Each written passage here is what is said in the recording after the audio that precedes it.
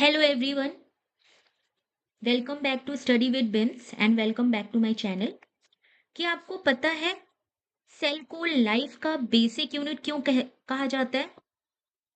आज के इस वीडियो में हम सेल का MCQ with diagram, her organelles का सिंपल एक्सप्लेनेशन और एमसीक्यू डिस्कस करेंगे जो हर कॉम्पिटिटिव एग्जाम के लिए सुपर यूजफुल हैं। अगर आप बायोलॉजी को इजी और इंटरेस्टिंग बनाना चाहते हो तो वीडियो को एंड तक जरूर देखिएगा, क्योंकि आज का एमसीक्यू आपका कॉन्सेप्ट 100% क्लियर कर देगा। Let's start today topic. Diagram से कॉन्सेप्ट क्लियर, एमसीक्यू से exam fear clear. Let's start cell. Okay, आपका एग्जाम का जो फियर है वो हम डायग्राम से क्लियर करेंगे। ओके, वीडियो पसंद आए तो लाइक शेयर और सब्सक्राइब जरूर कीजिएगा ताकि ऐसे एग्जाम के ओरिएंटेड वीडियो आपके तक पहुंचते रहे। Let's start. तो हम पहले क्वेश्चन से स्टार्ट करेंगे। पिछले लेक्चर में हमने बहुत सारे क्वेश्चंस को डिस्कस किया था और उसके एक्सप्लेनेशन को भी देखा था with fully concept way. Okay, और हमने एक्स्ट्रा चीज भी समझा था। ठीक है, आज हम अपना सेशन स्टार्ट करते हैं इंपॉर्टेंट क्वेश्चन से जो हमेशा एग्जाम में पूछे जाते हैं। ठीक है, first question is first question is basic unit of life. Okay, basic unit of life क्या है? हमारा जो सेल है वो बेसिक यूनिट ऑफ लाइफ है। Cell is called basic unit of life. Okay, second is power house of the cell. Cell का power house क्या है? ठीक है, तो सेल का पावर हाउस आपका माइटोकॉन्ड्रिया है। Okay, second is suicidal bag of the cell. Cell का सुसाइडल बैक मतलब वहां पे जो भी वेस्ट, जो भी नेसेसरी चीज नहीं होता है उसको वो फाइगोसाइड कर देता है। वो हम आगे के नेक्स्ट वीडियो, हम अपने पूरे वीडियो में देखेंगे। ये एक इंपॉर्टेंट क्वेश्चन से हम स्टार्ट करते हैं। ठीक है, तो लाइसोसोम्स को बोलते हैं suicidal bag of the cell. Protein factory of the cell, तो protein factory of the cell हम बोलते हैं राइबोसोम्स को। ओके, राइबोसोम्स को protein factory of the cell बोलते हैं। And control centre of the cell, उस सेल को कंट्रोल कौन करता है? पूरे सेल को कंट्रोल करता है आपका न्यूक्लियस। कौन करता है?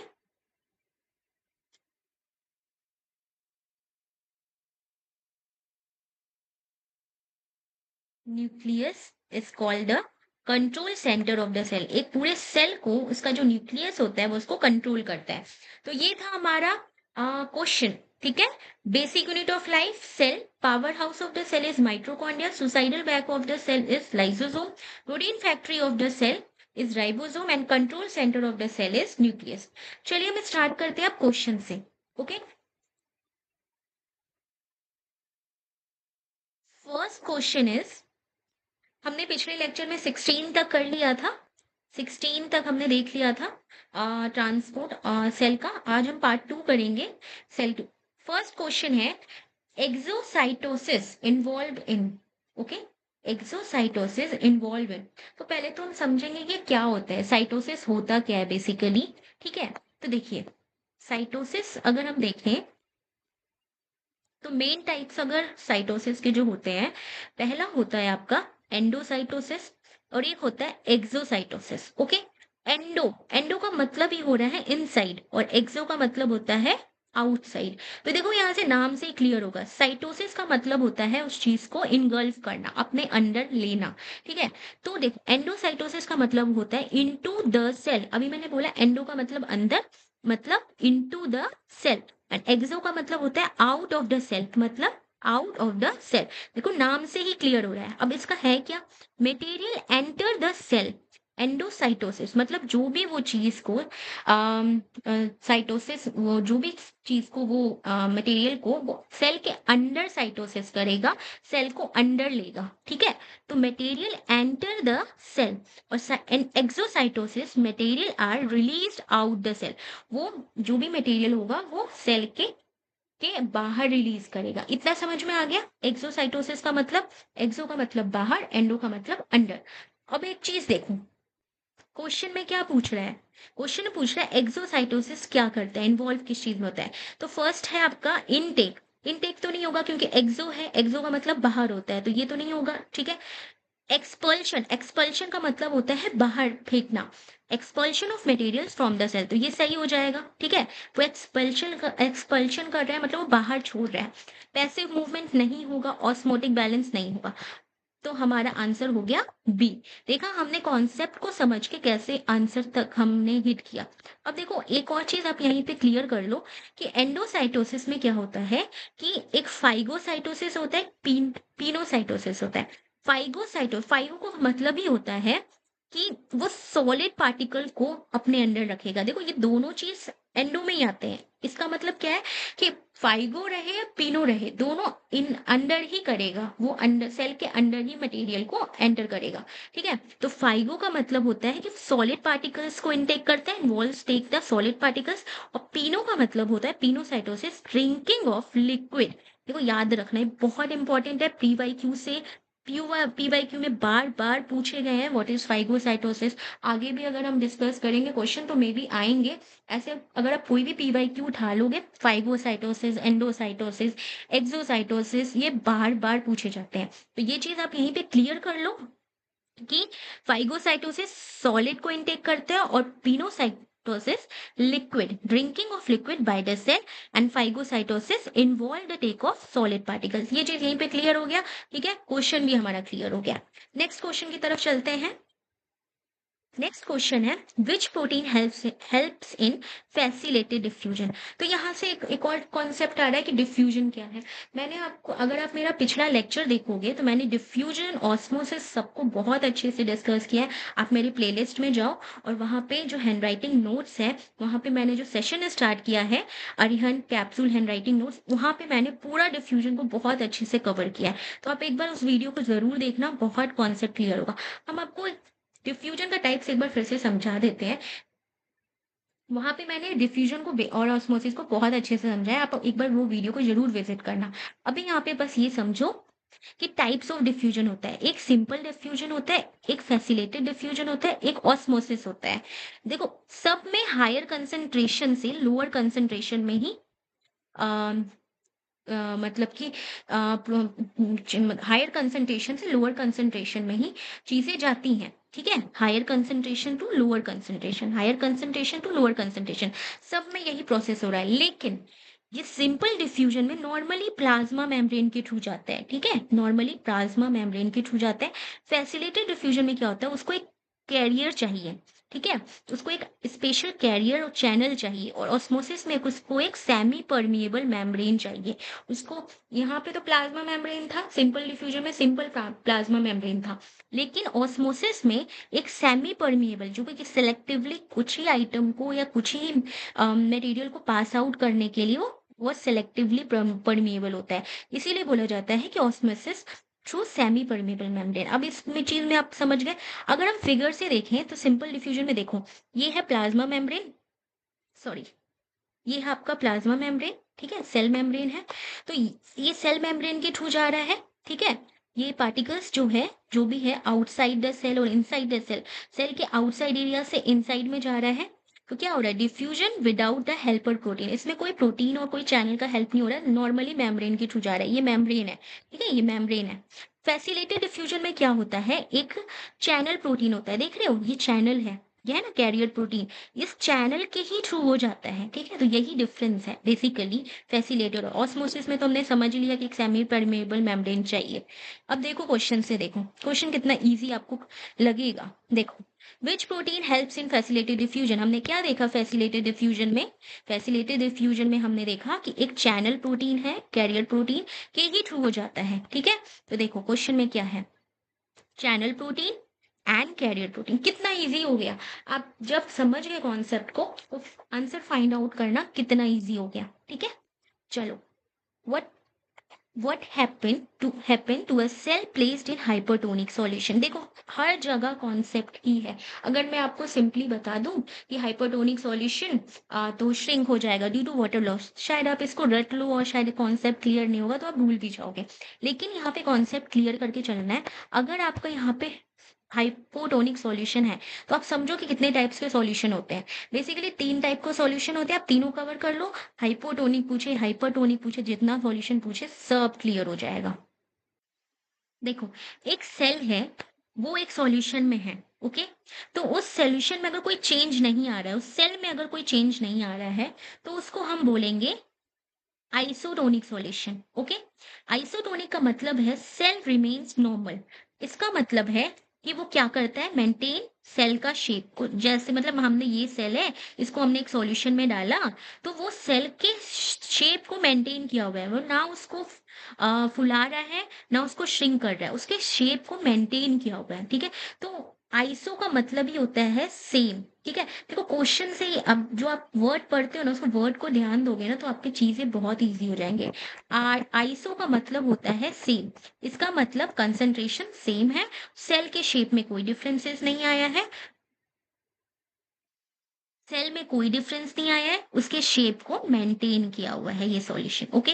अब देखो, हाइपो का मतलब होता है, हाइपो का मतलब ही होता है इनसाइड। अब देखो, अगर वाटर अंदर जाएगा, मान लो एक सिंपल एग्जांपल समझो, ये है आपका सेल, इसके अंदर पानी गया, तो पानी अगर किसी चीज बलून के अंदर जाएगा तो बलून फूलेगा ना, ठीक है? तो वही समझो, एंडो, एंडो मतलब अंदर गया, ठीक है? ऑस्मोसिस, ठीक है, मतलब पानी अंदर गया और वो सेल फूल गया। हाइपोटोनिक का सॉल्यूशन का मतलब वही होता है, सेल स्वेल कर जाता है, फूल जाता है। और हाइपरटोनिक का मतलब होता है उसमें से पानी निकला। अब उसमें से पानी निकलेगा तो क्या होगा कि वो श्रिंक करेगा। श्रिंक करेगा मतलब एक्सोस्मोसिस। एक्सो का मतलब हुआ बाहर गया, पानी बाहर गया सॉल्यूशन से। उस सेल से पानी जब बाहर गया तो वो सेल श्रिंक कर जाएगा, तो वो हाइपरटोनिक। हाइपर से समझ में आ रहा है ना, मतलब बाहर जा रहा है पानी। हाइपो मतलब अंदर जा रहा है। मतलब का देखो, अगर अंदर का कंसंट्रेशन कम होगा तो पानी कहाँ जाएगा, वो अंदर, बाहर से अंदर जाएगा। और अंदर का कंसंट्रेशन ज्यादा होगा तो अंदर से बाहर जाएगा, ठीक है? आप ये कॉन्सेप्ट समझ रहे हो, आइसो में कोई चेंज नहीं होता है, हाइपोटोनिक में सेल स्वेल करता है और हाइपरटोनिक में सेल श्रिंक करता है। अब देखो, क्वेश्चन देखो, what happen to a cell जब हम इसको हाइपरटोनिक सॉल्यूशन में रखेंगे। अब देखो, हमने पढ़ा हाइपरटोनिक सॉल्यूशन में क्या होता है, मतलब एक ये सेल है, इसको हमने हाइपरटोनिक सॉल्यूशन में रखा। मतलब हाइपरटोनिक का सॉल्यूशन का मतलब है कि ये वाला जो ये वाला जो सॉल्यूशन का पार्ट है, यहाँ का कंसंट्रेशन ज्यादा है, तो बाहर का कंसंट्रेशन ज्यादा है, तो ये वाला जो सेल का है वो बाहर जाएगा, इसका पानी बाहर जाएगा। मतलब ये सेल श्रिंक करेगा due to law, water loss, ये श्रिंक करेगा। अब हमने समझ लिया, हमने डायग्राम में भी देखा कि क्या होता है, हाइपरटोनिक सॉल्यूशन में श्रिंक करता है, हाइपरटोनिक सॉल्यूशन में श्रिंक करता है, हाइपोटोनिक सॉल्यूशन में स्वेल करता है, ठीक है? स्वेल करता है। समझ में आया? चल, नेक्स्ट क्वेश्चन देखते हैं। Which process allow oxygen and carbon dioxide to passes to the plasma membrane? देखो, अभी हमने बताया था आपको कि एक नॉर्मल जो डिफ्यूजन होता है वो क्या करता है, प्लाज्मा मेम्ब्रेन का हेल्प लेके, सिंपल डिफ्यूजन हायर कंसंट्रेशन से लोअर कंसंट्रेशन जाता है। तो यही बोल रहा है कि एक ऑक्सीजन और कार्बन डाइऑक्साइड है, वो पास थ्रू कर रहा है प्लाज्मा मेम्ब्रेन, तो कौन सा डिफ्यूजन होगा, तो वो सिंपल डिफ्यूजन होगा, ठीक है? Which organelle is called the power house of the cell. सबसे पहले मैंने जब वीडियो ये स्टार्ट किया था तो मैंने इसी चीज से इंट्रो स्टार्ट किया था कि क्वेश्चन जो सबसे ज्यादा पूछे जाते हैं, power house of the cell is mitochondria, ठीक है? Ribosomes are responsible for protein synthesis. मैंने बताया है आपको इंट्रो पार्ट में ही, सबसे पहले मैंने यही समझाया आपको कि power house of the cell is mitochondria, protein factory ribosome, suicidal bag lysosome, ये sorry, protein factory ribosome, suicidal bag lysosome, and control centre of the cell is nucleus, ठीक है? तो देखो, आप ना जब इम्पोर्टेंट चीज कर लेते हो ना और कॉन्सेप्ट भी साथ में कवर करते हो ना, तो आपको क्वेश्चन ना बहुत इजी लगता है, ठीक है? तो राइबोसोम ये हो गया, protein synthesis. Which organelles modify storage short and packaged protein, package protein, ठीक है? तो ये इसका मेरे पास डायग्राम होगा, देखो, हाँ ये देख, ये है गोल्गी कॉम्प्लेक्स आपका, सॉरी ये है गोल्गी कॉम्प्लेक्स, मैं दिखा दूं आपको, ये रहा, ठीक है? तो इसके पास प्रोटीन का शॉर्टिंग होता है गोल्गी बॉडीज है, ठीक है? तो आप बस इतना याद रखना कि ये गोल्गी कॉम्प्लेक्स है, इसके अंदर जो होता है प्रोटीन का अरेंजमेंट होता है, और ये प्रोटीन का लाइसोसोम्स, ठीक है? सॉर्टिंग का मतलब होता है आपको अरेंज करना। ओके, तो ये आपका हो गया ये आपका हो गया गोल्गी एपरेटस। ठीक है, तो कौन सा ऑर्गेनल पैकेज प्रोटीन करता है? तो ये गोल्गी एपरेटस करता है। मैंने बताया था आपको suicidal bag of the cell is called lysosome. Lysosome क्या करता है? डाइजेस्टिव एंजाइम होता है उसके पास। ठीक है, एक हाइड्रोलिटिक एंजाइम है जो कि फाइगोसाइड करता है और जो भी डैमेज्ड ऑर्गेनल्स हैं उसको वो ब्रेक डाउन करता है। ओके, तो ये इसके पास डाइजेस्टिव एंजाइम्स होते हैं। Suicidal bag contain digestive enzyme. वो कैसे किसी चीज को डाइजेस्ट करेगा? एक डाइजेस्टिव एंजाइम होता है।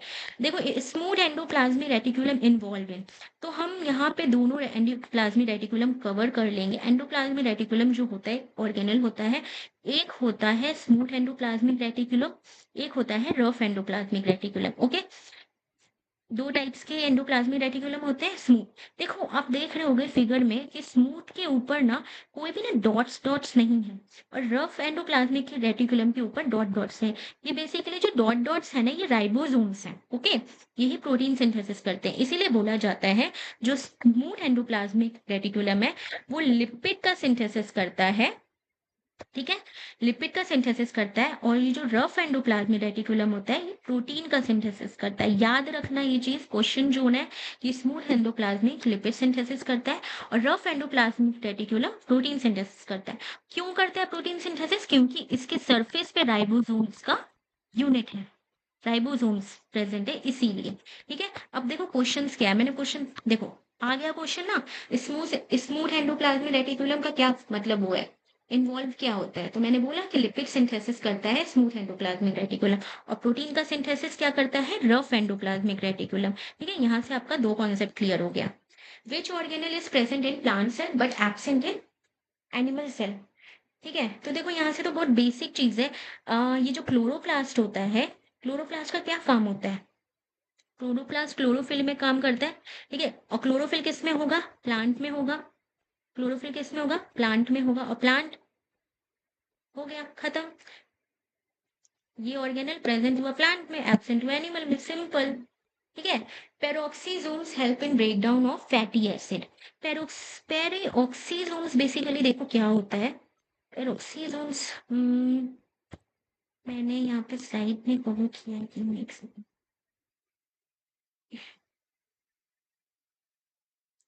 बेसिकली पेरोक्सीजोम्स क्या करते हैं कि ये जो भी ये क्या करते हैं, ये पेरोक्सीसोम्स जो होते हैं ये डिटॉक्सिफाई करते हैं। ठीक है, डिटॉक्सिफिकेशन का काम करता है जो भी हार्मफुल सब्सटेंस है लाइक ड्रग्स एल्कोहल ये सब। ठीक है, और ये फैटी एसिड का क्या करता है? फैटी एसिड का ऑक्सीडेशन।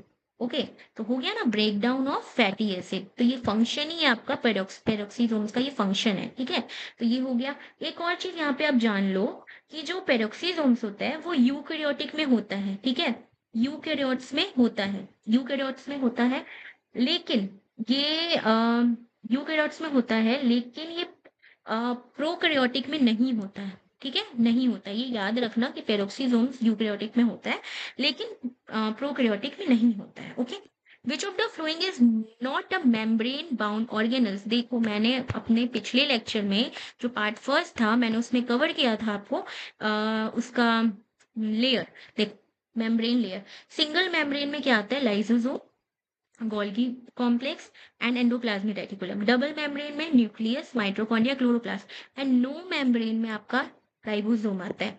क्वेश्चन यही है आपका। देखो क्वेश्चन है नॉट अ मेम्ब्रेन बाउंड, तो राइबोसोम हो गया ना इसका।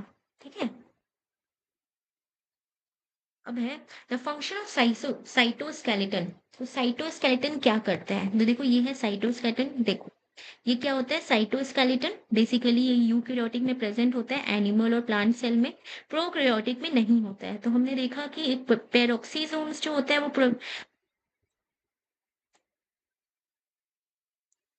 पेरोक्सीसोम जो होता है वो प्रोकैरियोटिक में नहीं होता है, और ये साइटोस्केलेटन नहीं होता है। क्या करता है cytoskeleton? Basically responsible for cell shape, motility movement of the cell and whole motility of the organ. 3 types के होते हैं फिलामेंट, ये माइक्रोफिलामेंट, माइक्रोट्यूब्यूल्स एंड इंटरमीडिएट। ये माइक्रोट्यूब्यूल्स क्या करते हैं, सेल के मूवमेंट और मसल कंस्ट्रक्शन में काम करते हैं। इंटरमीडिएट क्या करते हैं, मैकेनिकल स्ट्रेंथ में काम करते हैं। और एक्टिन फिलामेंट स्पिंडल फॉर्मेशन में काम करते हैं। बेसिकली क्वेश्चन क्या था, क्वेश्चन था आपका, क्वेश्चन था फंक्शन ऑफ साइटोस्केलेटन। तो अभी हमने पढ़ा ना, फंक्शन ऑफ साइटोस्केलेटन क्या था, ये सेल को शेप प्रोवाइड करता है, मूवमेंट प्रोवाइड करता है। तो हो गया ना, सेल को शेप और मूवमेंट प्रोवाइड करता है। देखा कितना इजी हो गया। कहाँ प्रेजेंट होता है, ये साइटोप्लाज्म में प्रेजेंट होता है। ठीक है, चलो। Vacuoles in the plant cell mainly store. ठीक है, तो ये वैक्यूल जो है वो उसका फंक्शन ही होता है वाटर एंड न्यूट्रिएंट्स को स्टोर करना। ये वैक्यूल जो होता है ना वो सिर्फ प्लांट सेल में ही होता है। देखो ये जो दिख रहा है ना आपको बड़ा सा, ये वैक्यूल्स है, ये एनिमल सेल में नहीं होता है। ठीक है, सिर्फ प्लांट सेल में होता है। और बेसिकली इसका फंक्शन होता है वाटर एंड न्यूट्रिएंट्स को स्टोर करना। Which of the following is not type of cell division. तो देखो माइटोसिस, मियोसिस आगे हम बताएंगे क्वेश्चन के थ्रू, और बाइनरी फिजन ये सब डिवीजन का, फर्मेंटेशन ये डिवीजन नहीं है। Fermentation is a type of, ये क्या बोलते हैं इसको, जो जो हमारा जो हम इडली बनाते हैं ना, तो इडली को हम 1-2 दिन के लिए फर्मेंट होने के लिए रखते हैं, तो उसमें ईस्ट का फॉर्मेशन बढ़ जाता है। वो गुड बैक्टीरिया की लिस्ट में आता है। और वो फर्मेंट जब हो जाता है तो मतलब बहुत हेल्दी बन जाता है। तो वो अलग चीज है, पर वो डिवीजन का पार्ट नहीं है। Meiosis, mitosis and binary fusion division का पार्ट है। हम आगे के लेक्चर में इसको अच्छे से समझेंगे। जैसे देखो, ये क्वेश्चन आपको बोल रहा है माइटोसिस एंड मियोसिस, ये चीज हम यहीं क्लियर कर लेते हैं कि व्हाट इज माइटोसिस।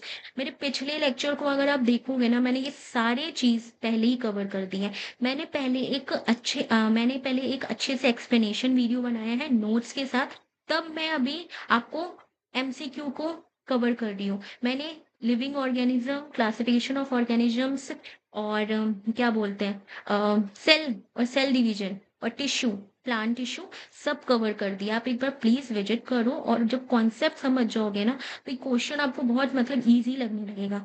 यहाँ पे मैं आपको बस एक माइंड मतलब कि एक ओवरव्यू दे देती हूँ।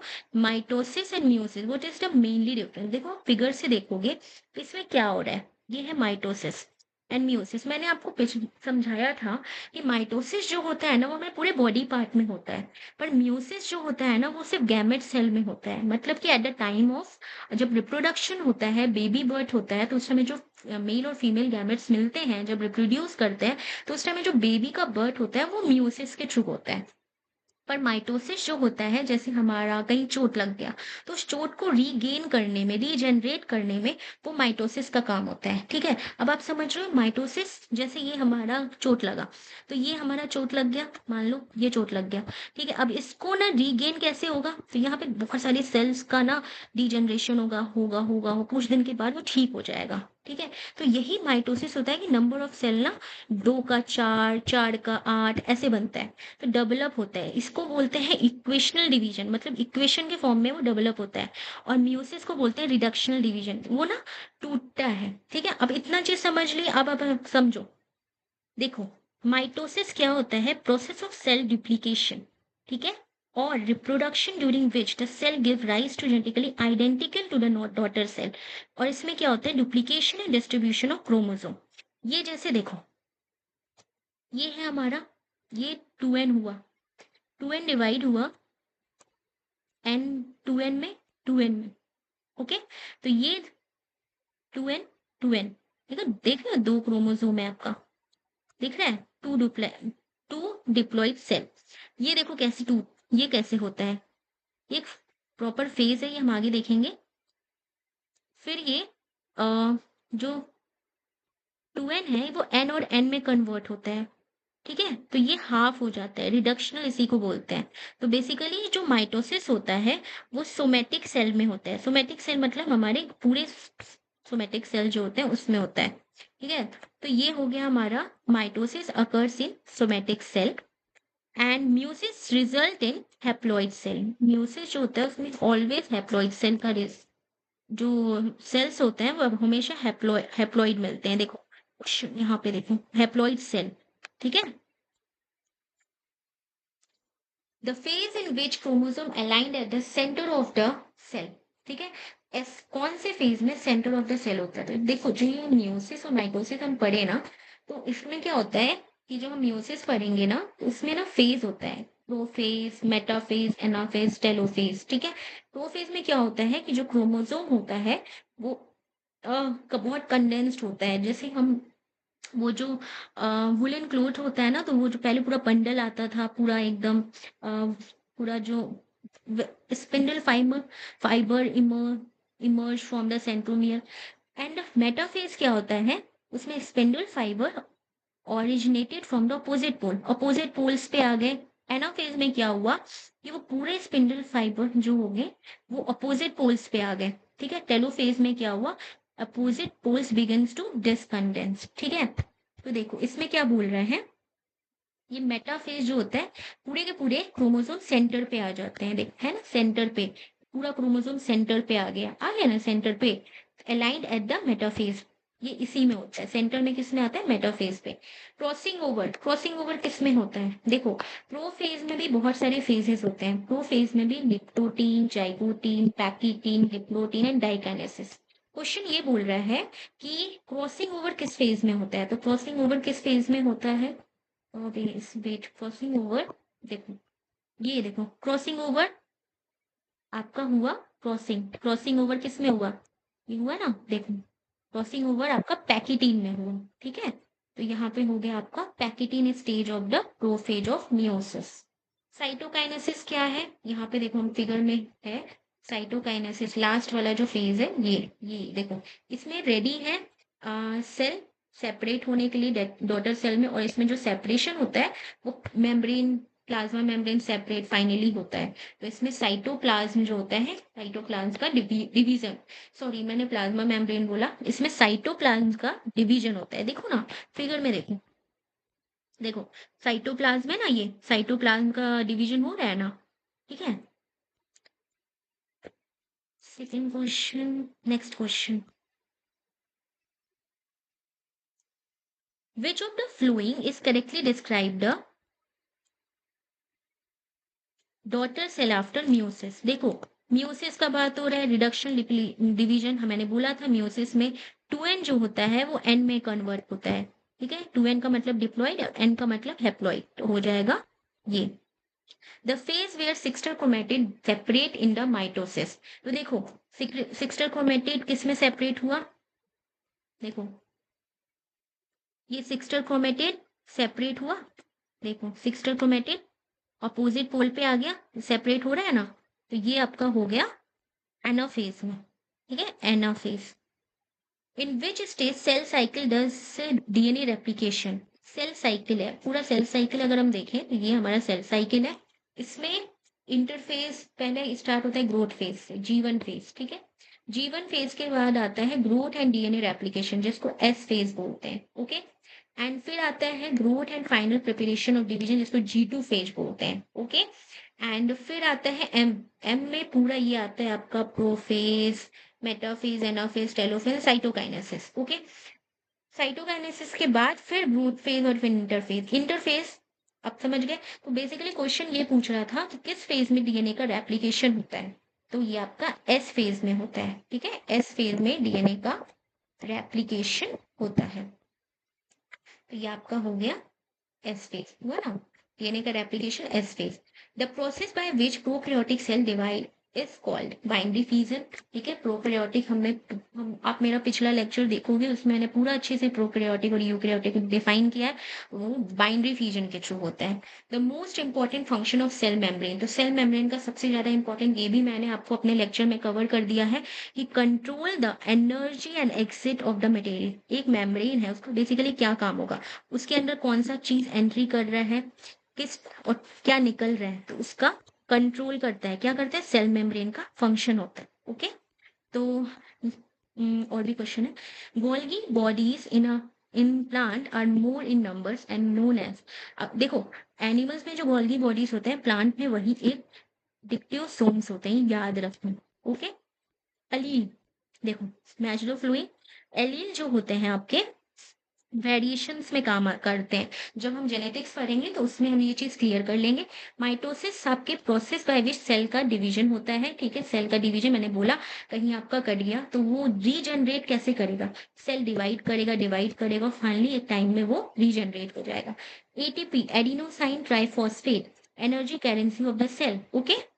जीनोम क्या होता है? Total genetic material of organism is called genome. Answer is A. Which of the following is known as the smallest cell in the world? मैंने लिविंग वर्ल्ड में और जो बायो का इंट्रो पार्ट मैंने जो लेक्चर कवर किया है वो आप प्लेलिस्ट जाके देखो, मैंने पूरा कवर किया है। Smallest cell in the world is mycoplasma. Site of protein manufacturing ribosome. Again and again मैंने फर्स्ट बार में ही इंट्रो पार्ट में कवर किया है। Ribosome is called protein factory. तो प्रोटीन का मैन्युफैक्चरिंग कहाँ होगा? राइबोसोम में। Which of the following is called the functional segment of the cell? तो जो जीन होता है वो पूरे सेल का फंक्शनल सेगमेंट होता है, ठीक है? तो आज ये आपका सेल का पार्ट 2 भी कंप्लीट हो गया, ठीक है? और पूरा क्वेश्चन हमने कॉन्सेप्ट वाइज समझा किया। और एक बार और इस लेक्चर को आप दोनों पार्ट को देख लेना, आपका पूरा यहाँ से कॉन्सेप्ट क्लियर हो जाएगा। नेक्स्ट पार्ट में हम जेनेटिक्स लेके आएंगे और उसका भी कॉन्सेप्ट बहुत अच्छे से क्लियर करेंगे और समझेंगे। Stay connected with our channel and keep subscribing us. Thank you.